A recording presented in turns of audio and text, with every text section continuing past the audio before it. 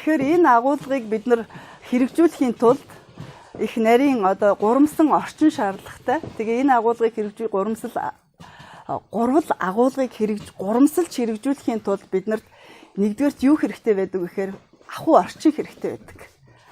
Ахуй өөрөө ерөөсө тэр соёлын хөрс, тэр ахуй энэ маань өөрөө тэр хүний хүмүүжлийг одоо хөрсөн юм байна л да. Монгол хүн бүтээх хөрс.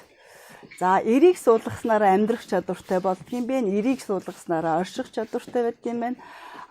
Тэр ур гэдэг тэр тэнгэр гүглийг одоо нээж өгснөөрөө амьдран орших чадвартай болдгийм байна. Тэгэхээр хорвоог танин мэдэж хорвоотой хор үгүйгээр барилдан зохирч амьдрах чадвартай, өөрийгөө танин мэдэж сэтгэл мэдрэмжээ удирдан зохицуулж орших чадвартай, орон зайг эзэгнэн амьдран орших чадвартай ийм хүн бүтээх тийм технологи, тийм потенциал одоо бид бүгдийн тарих толгойд одоо тэр тэнгэр дээд өглөөрөө ингээд ороод ирсэн ингээд байж байгаа үед бид нар өнөөдөр ингээд одоо болохгүй байгаа системийг хүлээмжшөөрөөд одоо болохын төлөө ямар нэгэн хувь нэмэр оруулахгүй ингээд суугаад иж болохгүй нэ гэж ингээд харж байна. За тэгээд ер нь бол яг хөө тэнгэрт мэдлж тэр эрийг дэм болгож, эрийг гүн болгож, урыг дэвтэй болгоё гэсэн иймэрхүү байдлаар хөтөлбөр гурамсал хөтөлбөр маань боловсрсан байдаг юм аа. Тэгээ орчин үеийн яг хөө энэ систем дотор дидактик гэж их чухал зүйл байдаг л да. Тэгээд энэ дидактик асуултанд бол бид нар төгс хариулж байгаа юм. Бид нар гэдэг нь одоо нөгөө онолтой одоо энэ онол номын орон зайд орж ирсэн хүмүүс хэлж шүү. За ингэхээр дидактик асуулт хинд юу хэрхэн яаж гэдэг нэг асуултан дотор эргэжсэн бол өнөөдөр илүү гүн ухааны төвшөнд ямар учраас гэж зорилгоо тодорхойлох. Ямар учраас тэр хүнд одоо тий хорвоотой танилцах хэрэгтэй. Ямар учраас тэр хүн ертөнцид бойчих. Ертөнцид бойчих гэдэг асуултыг бол яг хөө зүгээр энэ номон онол дотроо гүн ухааны ойлголт Монгол гүн ухааны ойлголтын дотор юу гэж үздэг вэ? Ертөнцид бойчих гэдэг нь ерөөсөө л сэтгэл зүйн удирдан зохицуулах чадвар. Өөрийгөө дотоод ертөнцөө тань мэдэж өөрийгөө нээх асуудлаа ерөнхийдөө хэлж байгаа. За ингээд энэ дидактик асуултыг 10 асуултаар өргөжүүлсэн байж байгаа. Ямар учраас заах одоо энэ сэдвээр ажиллах гэж байгаа бэ? Ямар ч хорвоотой танилцах, хортонд бойжуулах гэж байгаа. Зорилгоо тодорхойлох, хинт заах гэж байгаа, хинт хандаж буйгаа тодорхойлох. За монголчуудын хувьд хүний хөгжлийг 18 үеэр хуваасан байдаг. За төрсөн ураг гэдгээс нь эхлээл няра, нялх, балчир, торниж буй нас, бага нас, өсвөр нас, шилжилтийн нас, ойр залуу нас, цэл залуу, үл залуу, идэр залуу одоо тэгээ хижил ахмад ахмаг өвгөн өндөр өтөл гэдэг ингээд энэ бүх хүний хөгжлийн үе шатуудад бид ямар програм одоо хэрэгжүүлэх ёстой вэ? Хөтөлбөр одоо хэрэгжүүлэх ёстой вэ гэдгийг тодорхойлохыг. За хин заах гэдэг юм бэ гэдэг хин. Тэр зааж сургах багшаа тэр нөгөө дэмч нар маань одоо сургагч нь тэр хорвоотой танилцуулъя, сэтгэл зүйч багш нь тэр ертөнцид бойжуулъя, хөтөч багш нь тэнгэрт мэдлүүлээч гэдэг юм. Ингээд хэн заах гэж байгаа юм бэ гэдгийг их тодорхой болох хэрэгтэй байна л. Тэгэхээр хамгийн түрүүнд бид нар хэн заах гэж байгаа вэ гэдэг дээр нэлээд тулгуурлаж одоо ажиллах шаардлагатай байгаа. За тэгээд тэргүүд маань бүгдээрээ энэ төр нэлээд төвлөрч ажиллаж байгаа хаа гэж бодож байна. За юуг заах гэж байгаа юм бэ? За сурах сэдвийг тодорхойлох. За сэдвүүд бол их ойлгом. Хорвоо гэдэг тэр зүйл байгаль нийгмийн ухааны хичээлүүдээ энэ дээр зааж байгаа. Хорвоо гэдэг чинь ерөөсөө л хүний бүтээл, байгалийн бүтээл хоёроос л одоо бүрддэг юм байна л да. Тэгэхээр энийг одоо энэ тухай ойлголтуудаа бид нар заагаа явуулчихна. За ертөнцид бойчих. За энэ дээр бол яг зүгээр манай сэдвтэн зөндөө их юм хэлэх бах.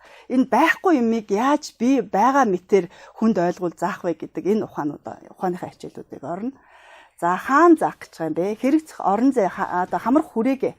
За энэ хамар хүрээ бол зөвхөн одоо өрх гэр дотор хамарж исэн бол одоо нийгмийн орчинд одоо энэ сургууль цэцэрлэг зохион байгуулалтын албан боловсролын систем дотор энэ одоо агуулга одоо үйл ажиллагаа маань явах хэрэгтэй болчлоо. За яаж заах гэдэг юм бэ? Энэ сургалтын арга зүй гэж энэ их нарийн юм байна л да. Бид нар бол онлайн төвшөнд нэлээд одоо томоохон ойлголтуудад хүрсэн байна.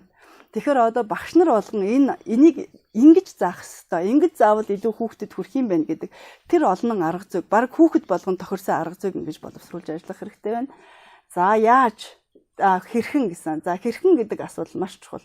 Энэ бол нөгөө орон зай хэрэгтэй. Одоо жишээлх юм бол энэ бол их том орон зай байцуур шүү дээ, тийм ээ. Энэ орон зай хэрэглэгдэхүүн. Одоо тэнгэрт хорвоотой танилцах яг энэ орон зай дотор нь ямар хэрэглэгдэхүүн байх юм. Тэр орон зай нь ямар стандарт шаардлага хангасан байх юм. Энэ гурамсал одоо гурвал орчин маань өөрөө тусдаа хэрэглэгдэхүүнүүдийг шаардна. Энэ ингээд нэг өөрчлөлтүүд хийгээд байна л. За хизээ. За энэ дээр бол хэрэгжих үйлрэл одоо намар өвөл хавартаа юу заах юм бэ? Хичээлийн одоо жилийн 9 сарда юу заах юм? Өвөл зун нь юу заах юм гэдэг. Энийг ингээд байгалийн хэмнэлд оруулж байна л та үйлрэлийн хэмнэл. За ямар цаг хугацаанд энэ давтамжууд их чухал. За эндээс хамраад үр дүнгээ маш тодорхой болох хэрэгтэй. Тэгэхээр өнөөдөр бид нар социализмын үе социалист хүн бүтээнэ гэдэг үр дүн тооцоо тэрийгэ бүтээгээд ажиллаж исэн бол яг өнөөдөр ямар нийгэм байгуулах гэж байгаа юм бэ? Энэ нийгэмд ямар хүн хэрэгтэй байгаа юм бэ гэдэг талаасаа бид нар одоо шууд одоо хөх Монгол эр гүнийгээ л бүтээх ёстой гэдэг энэ одоо үр дүн тооцож ажил ажиллагаагаа явуулах ёстой болж байна л доо. За ингээд төлөв нь бол мэдээж хөтөлбөр юм байна.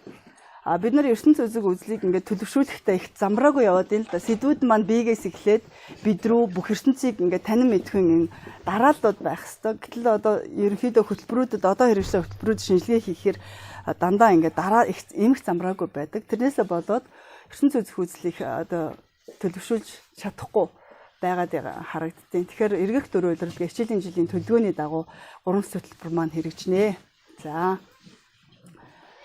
За ингээд ерөнхийдөө бид бол гурамсал хөтөлбөр боловсруулсан, төсөл боловсруулсан. Тэгээд ерөнхийдөө боловсролыг одоо шинжлэх хөхнүүдэл төслийнхаа хүрээнд одоо 2 том ажлыг нэлээд бас лаборатори байдлаар явуулаад үр дүнгийн тооцоо явж байгаа. Нэгдүгürt бол хөх орон гэж цэцэрлэгийг байгуулж 3 жилийн хугацаанд лаборатори ажил хийж лаборатори ажлынхаа дүгнэлтийг гаргасан. Одоо болохоор хайр гэдэг хүүхд гэрийн орчинд одоо хүүхдийг хөгжүүлэх юм төвийг нэгээд одоо ажиллаж байгаа ганчлан багш маань бол энийг сайхан авч явж байгаа. Хүүхдэд хайртай хүн бол гэдэг хөдөлгөөнийг эхлүүлсэн манай одоо ерхий нарийн бичгийн дарга ганчлан маань яг энэ гэрийн боловсролынхаа орчинд хүүхд хөгжүүлэх төвөө байгуулад энэ нь болохоор зэрэг маш одоо нийтийн боловсролд орхигдоод байгаа.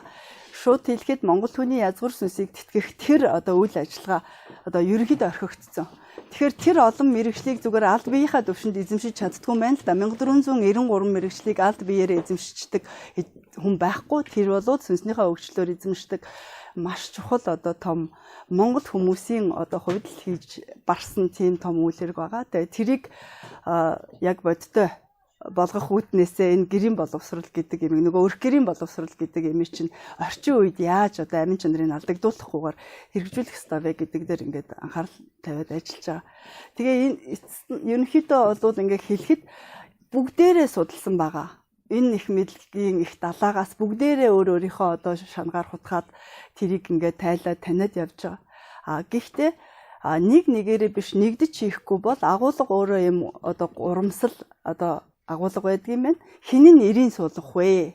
Хин нь эрийг нь өгөх вэ? Эрлэж хувцлах вэ? Хин нь тэр ур дүйтэй болох вэ гэдэг дээрээ л бид нар нэгдэх юм байна гэд. Тэгээ өнөөдөр ер нь бол ингээ Монгол хүүхэд, Монгол өв соёл дээрээ нэгдэж ажиллах хэрэгтэй юм байна.